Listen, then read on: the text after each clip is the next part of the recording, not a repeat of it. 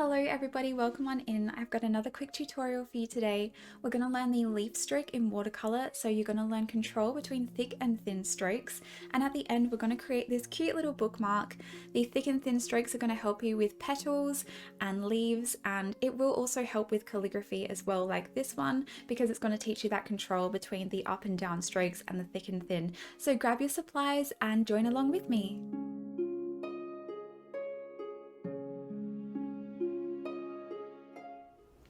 So for this tutorial you're going to need some paint, a practice piece of paper. This one is for our little bookmark that we're going to make later. You need a paintbrush. I've got one with a little water reservoir in it, some paper towel, some water complete with cat hair, and a mixing plate.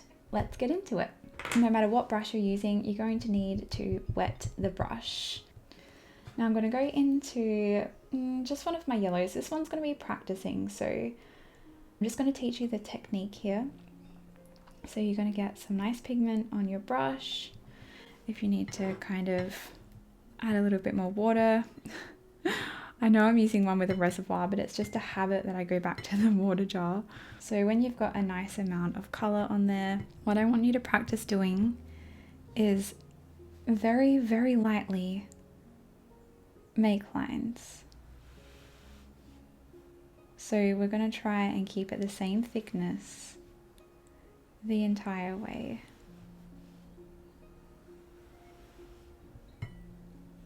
And you can do this for as many times as you need. This one's going to be a really quick tutorial, so I'm not going to do too many of them. The next method, we're going to push down as much as we can. So you want the full thickness of your brush on the page, and just practice with that.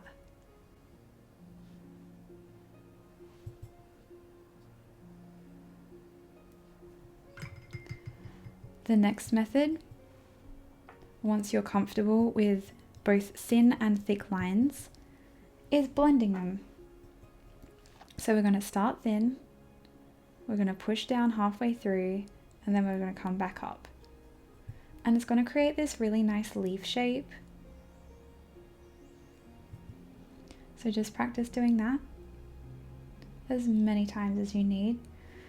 Keep adding more pigment as many times as you need. And then what we can do is, if we want it a little bit thicker, we kind of go around one side and then add it to the other side and taper back down. So we're going to have more of like a thicker petal or a leaf.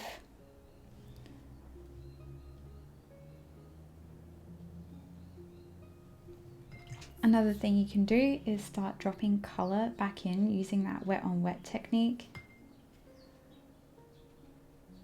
You can create some nice gradients like that, and you can play around with it a little bit. This is a really great technique for leaves. It's one of my favorites to do, and it's really therapeutic. I could just complete this whole page. And you can see here as it's drying, the pigment isn't exactly evenly spread throughout it all, and I think that makes a really cool effect. I actually really like that effect. But if it bothers you, then you can go back in while it's still wet and make it a little bit more even. Just copy the shape that you've already got. And when you're comfortable with that, just keep going. And you can create like an entire page. For example, here's one I prepared earlier. Just kept going with these shapes and filled an entire page, and I think it turned out really pretty, so you can practice with that as well if you'd like. We're thinking of something simpler. This is one for my members this month, for the month of August. I'll give you a little tip as well, so maybe to make it easier, if you kind of roll your wrist like that, and you've got your brush really slightly, you want to like roll your wrist, if that makes it easier.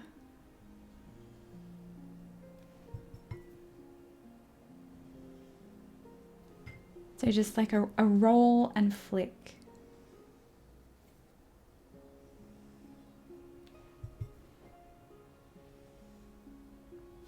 So once you're happy with your practice sheet, we can move on to the little bookmark here. I'm going to start from the corner and use that same technique of making a petal of our sunflower.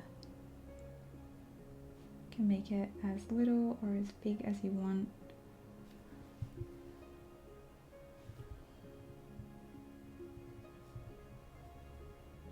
Make sure you've got a good grip on your page.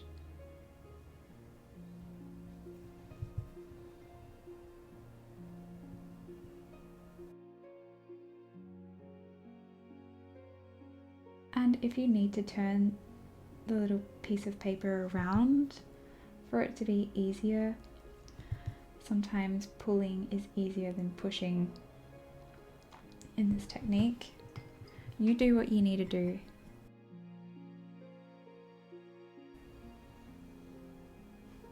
Now we just have to wait for them all to dry. You can use a hairdryer to speed up the process.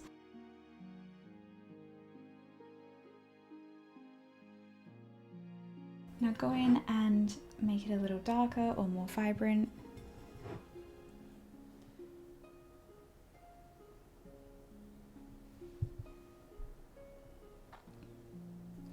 Then we're going to go in between the other petals.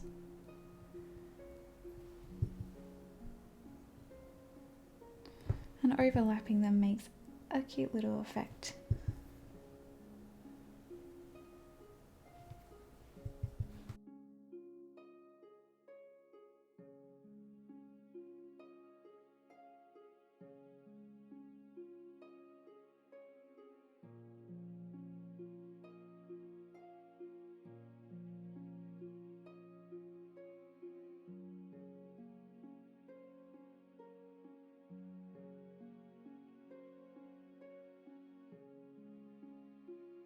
And again, let those layers dry or dry them with your hairdryer.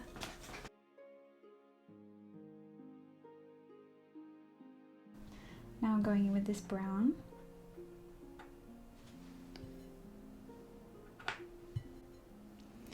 And I'm just going to put little dots in the center.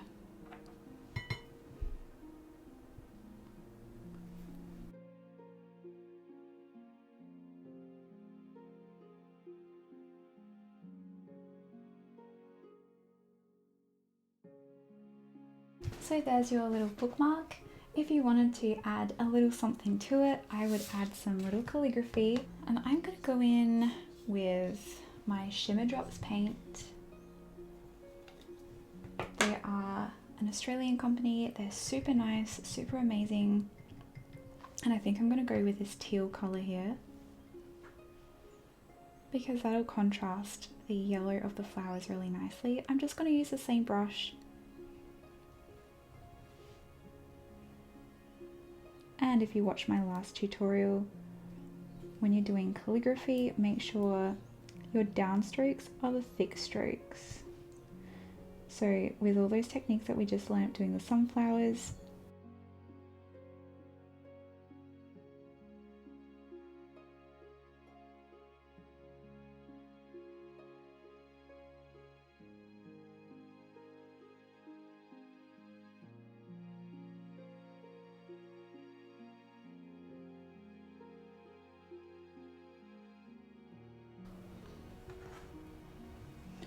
so now we have a nice shiny bookmark.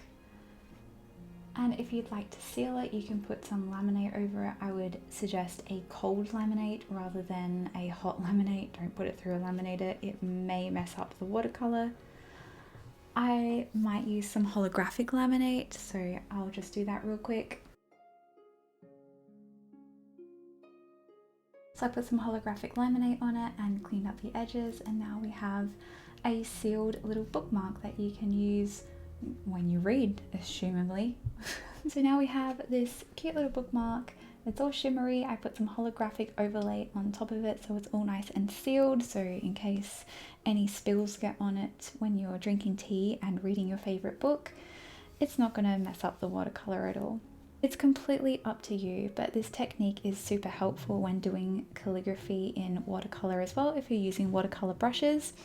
I probably should have used a bit of a smaller brush because around here it did get a little a little too thick and a little bit hard to control for how I usually do the watercolor calligraphy. But yeah, let me know if you try it out, and tag me on Instagram if so I can see, or put it in my Discord. I'll leave a link below, and thank you so much for following along. Thank you so much for joining along with me today. I really appreciate you, and I hope that you had fun. If you have any more ideas for tutorials that you'd like to see, then please comment down below. But until then, fare thee well everybody. Mwah. Bye!